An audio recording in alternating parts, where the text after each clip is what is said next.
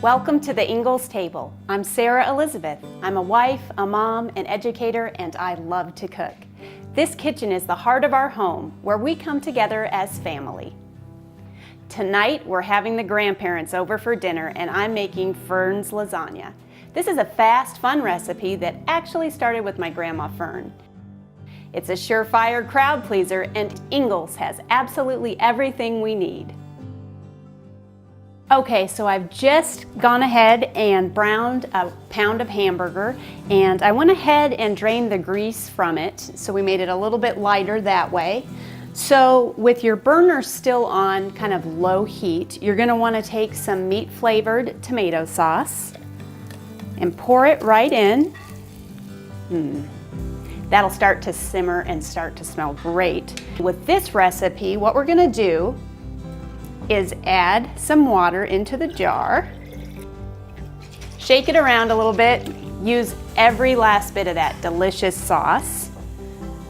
And also, this is a special trick. This is what cooks the noodles, so you don't have to pre-cook your lasagna noodles. A great time saver there. For more tips and tricks like this, head on over to Ingles table.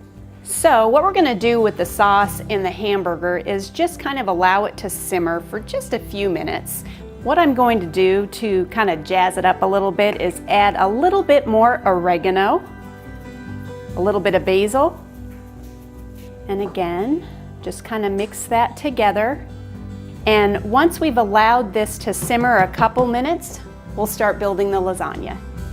Okay, now that this sauce has had a chance to simmer a little bit and smells delicious, we're going to go ahead and start building our lasagna.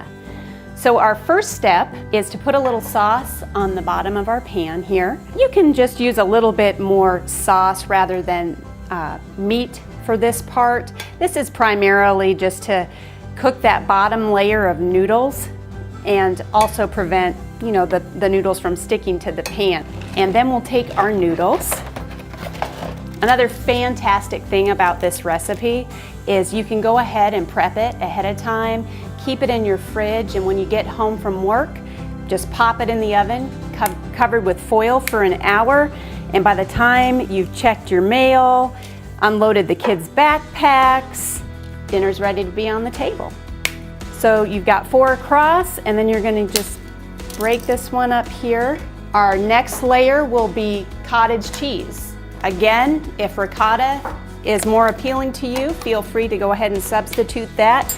But I've found that this has a little bit more moisture in it and also is a little bit more kid-friendly. Kind of eye it out, spread it over your noodles here. As a kid, I can remember going over to Grandma's house, and Grandma Fern is a multitasking woman, and she is able to do a lot of things and do a lot of things beautifully. But every time we would go over to her house, this was one of her top favorites to cook for us, and boy did we love it. She'd whip it up super fast, serve it with delicious salad, some good garlic toast, and we just gobbled it up. So after you have put the first layer of sauce, noodles, and cottage cheese, we're going to reach for our mozzarella. And typically the entire recipe calls for about 3 cups of shredded mozzarella. So we'll go ahead and put on about a cup. You just want to make sure it's covered. After this, we're going to put a little bit of Parmesan Romano cheese. Not a whole lot of measuring either. That's another great part of this. So we're going to repeat the entire process one more time with the meat, the noodles, the cottage cheese, the mozzarella, and the Parmesan. Okay, so now we've repeated the same process again with our meat, noodles, cottage cheese, mozzarella, and Parmesan. And so our last layer won't have any noodles in it, but what we'll want to do is just finish off this delicious meat sauce.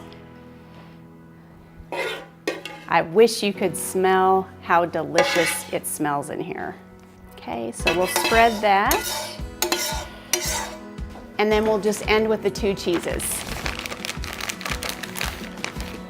Go ahead and cover up the sauce. Put on a little bit more Parmesan Romano.